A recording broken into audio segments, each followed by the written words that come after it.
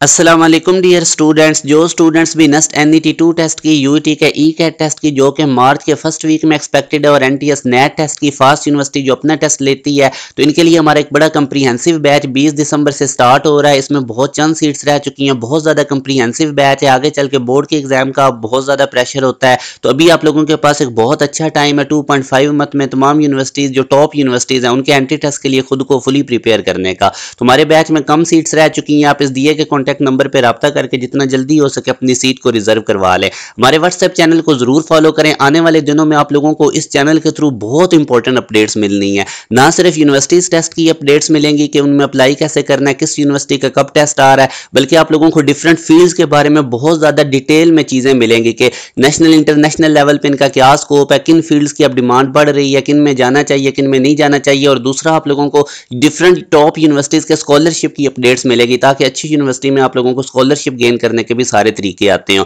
तो इस चैनल का लिंक आप लोगों को इसी वीडियो के डिस्क्रिप्शन में मिल जाएगा। अभी आप लोगों से मैंने बड़े इंपॉर्टेंट नेस्ट NET पेपर के MCQs डिस्कस करने हैं, क्योंकि देखिए 20 to 25% पेपर का वेटेज होता है जो ट्रिकी MCQs होते हैं, तो जो उन्हीं के लिए तमाम कॉन्सेप्ट्स कवर करने होते हैं। तो जो बच्चा उन क्वेश्चंस को अच्छे तरीके से कर जाता है तो ऑटोमेटिकली उसका मेरिट अच्छा बन जाता है। इस चैनल के साथ हमारे कनेक्टेड रहें ताकि जो भी लेटेस्ट वीडियो है वो टाइमली आप लोगों को मिलती रहे।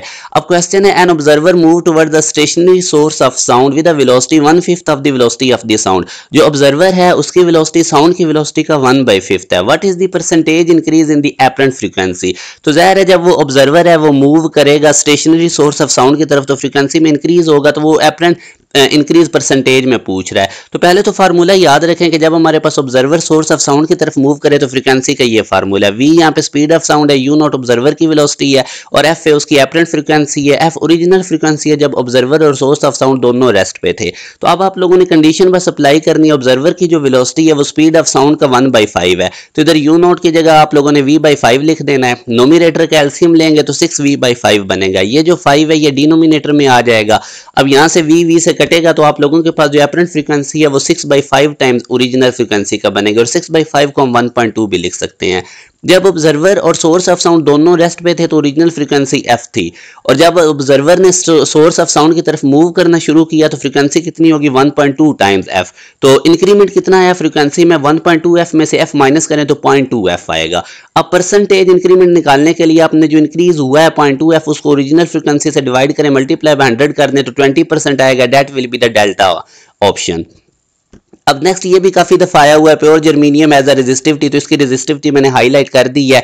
इसको भी आप लोगों ने अपने माइंड में रखना है या इसको लिख लेना है किसी जगह। आगे वो यंग्स डबल स्लिट एक्सपेरिमेंट में angular width of a fringe formed on a distance screen is 1 degree. Angular width दे रहा है फ्रिंज की, तो वो 1 डिग्री में है, तो उसको रेडियन में करने के लिए π/180 से मल्टीप्लाई कर दें। वेवलेंथ लाइट की उसने बता दी है fringe. What is the spacing between the slit. Spacing between the slit small d होता है। तो आप लोगों को एंगुलर फ्रिंज विड्थ का फार्मूला आप लोगों ने याद रखना है, λ/d होता है। अब यहाँ से आप देख लें लैम्डा की वैल्यू प्लग इन करें, और ये जो स्पेसिंग बिटवीन स्लिट d है ये हमने फाइंड आउट करनी है। ये इधर भेज दें और एंगुलर फ्रिंज विड्थ इस वेवलेंथ से डिवाइड कर दें, और इसको π/180 से भी मल्टीप्लाई करें एंगुलर फ्रिंज विड्थ को, ताकि ये रेडियन में कन्वर्ट हो जाए। तो अब बाकी सिंप्लीफिकेशन है सिर्फ, और ये हमारे पास 0.0344 आंसर आएगा जो कि हमारे पास सी ऑप्शन में। तो ये एंगुलर फ्रिंज विड्थ का फार्मूला भी आप लोगों ने लिख लेना है, ये पास्ट पेपर में नेस्ट में पूछा जाता रहा है। आगे वो कहता है phenol is readily soluble in. Phenol basically एक वीक एसिड होता है, और ये NaOH बहुत ज़्यादा अल्कलाइन सोल्यूशन है, तो इसलिए ये इसके साथ रिएक्ट करता है। ये जो फिनोल होता है एसिड्स और साल्ट्स के साथ इतना ज़्यादा रिएक्ट नहीं करता, ठीक है। तो alpha is the right answer. अब ये भी आया हुआ था कि if least count is 10 kg then 8 multiply by 10 की power 3 kg has how many significant figure. तो जब आप लोगों को रीडिंग के साथ लीस्ट काउंट भी गिवन हो तो फिर क्या तरीकाकार होता है। पहले तो ये भी मैंने इसकी एक रीज़न लिख दिया कि 10 kg का मतलब है अब इस 8000 के अंदर 10 kg या ज़्यादा रीडिंग हुई है या कम हुई है, तो उस हिसाब से आप देख सकते हैं इसमें 4 सिग्निफिकेंट फिगर्स बनेंगे। या अगर आपको मेजरमेंट के साथ लीस्ट काउंट गिवन हो तो आप सिंपल मेजरमेंट, अब जैसे ये 8 मल्टीप्लाई बाय 10 की पावर 3 का मतलब है 8000, इसको आप लोग लीस्ट काउंट से डिवाइड करें, फिर देखें क्या वैल्यू होती है 800। इसको साइंटिफिक नोटेशन में कन्वर्ट करें तो 8.00 की पावर 2। अब 10 की पावर 2 तो हमारे पास सिग्निफिकेंट फिगर में काउंट नहीं होता, तो 8.00, 8 भी नॉन जीरो डिजिट है, सिग्निफिकेंट फिगर है। और यहाँ से आप देख सकते हैं कि हमारे पास ये जो एंड वाला जीरो है, क्योंकि ये डेसिमल पॉइंट के बाद जब कोई जीरो आ रहा हो एंड वाला हो तो वो भी सिग्निफिकेंट होता है। तो दो सिग्निफिकेंट फिगर्स के दरमियान भी जीरो सिग्निफिकेंट होती है, तो यूं इसमें तीन सिग्निफिकेंट फिगर्स बनेंगे। तो एक तो ये तरीका होता है कि लीस्ट काउंट गिवन और रीडिंग को लीस्ट काउंट से डिवाइड करें, साइंटिफिक नोटेशन में करें, 10 की पावर छोड़ के बाकी देख लें कितने सिग्निफिकेंट फिगर्स हैं, बाकी देख लें कितने सिग्निफिकेंट फिगर्स हैं, और ये भी मैंने आपको इसकी रीजन बता दी है। अब इसी पैटर्न पे आप लोगों ने इस क्वेश्चन को खुद कर लेना है, ये दोनों आए हुए थे नस्ट के पेपर में। अब आगे वो कहता है body drop from a height velocity after end of 3 second. तो अमूमन इस तरह के क्वेश्चन में बच्चे कंफ्यूज हो जाते हैं, उनको पता नहीं चलता कि कौन सी इक्वेशन ऑफ मोशन यूज करें। तो यहाँ से आप देख सकते हैं कि वो आपसे वेलोसिटी पूछ रहा है टाइम देकर, तो फर्स्ट इक्वेशन ऑफ मोशन में ये सारा आपका डाटा फिट आता है। अब देखिए इनिशियल वेलोसिटी तो जीरो होगी जब कोई चीज भी हाइट से नीचे ड्रॉप हो रही हो, तो फाइनल वेलोसिटी हमने निकालनी है, तो V F equal to G T होगा, जी और टी की वैल्यूज प्लग इन करके मल्टीप्लाई करें तो alpha option is the right answer. अब एक और क्वेश्चन देखें, which one of the following is an example of non typical transition elements. तो नॉन टिपिकल ट्रांजिशन एलिमेंट्स के बेसिकली इनके कंप्लीटली फिल्ड इनर और ऑर्बिटल डी ऑर्बिटल होता है, तो यूं अगर हम देखें तो ये सी ऑप्शन के अंदर हमारे पास नॉन टिपिकल ट्रांजिशन एलिमेंट्स है। इसी तरह टिपिकल भी आपको पता होने चाहिए। आगे वो कहता है बेंजीन इलेक्ट्रोफाइल है या न्यूक्लियोफाइल है। तो याद रखें जो हमारे पास बेंजीन है ये इलेक्ट्रोफिलिक एरोमेटिक सब्स्टिट्यूशन रिएक्शन में न्यूक्लियोफाइल के तौर पे एक्ट करती है और ये इलेक्ट्रॉन रिच हो जाती है और उस वजह से इसके जो रिएक्शन है वो भी एक्सेलरेट होते हैं, तो इसका एक्ट एज अ न्यूक्लियोफाइल, ये alpha is the right answer. आगे वो कहता है OH डेरिवेटिव ऑफ अरोमेटिक। तो अरोमेटिक बेंजीन रिंग पे OH लगा तो हमें पता है ये फिनोल बन जाता है, alpha is the right answer.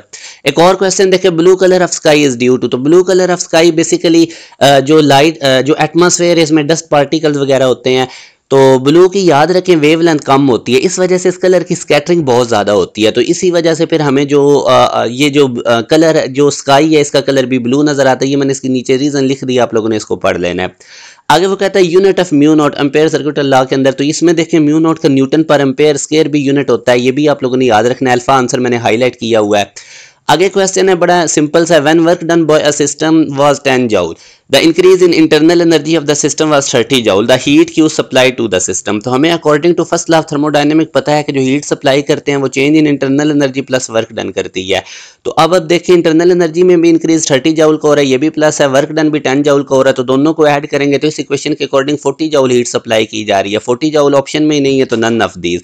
अब आगे अगर आप देखें What if we increase the intensity and keeping frequency same? तो इंटेंसिटी बढ़ाने से फोटो इलेक्ट्रिक इफेक्ट में जो फोटो इलेक्ट्रॉन्स हैं उनकी तादाद बढ़ती है, जबकि फ्रीक्वेंसी का ताल्लुक होता है काइनेटिक एनर्जी उन इमिटेड इलेक्ट्रॉन्स की। तो ये मैं इसकी रीजन भी नीचे लिख देता हूँ। तो अगर आप लोगों ने फ्रीक्वेंसी को सेम रखा हुआ है लाइट की, तो जो आपके पास फोटो इलेक्ट्रॉन्स होंगे जो मेटल सरफेस से इमिट होंगे उनकी जो काइनेटिक एनर्जी उस पर कोई फर्क नहीं पड़ेगा, तो alpha is the right answer.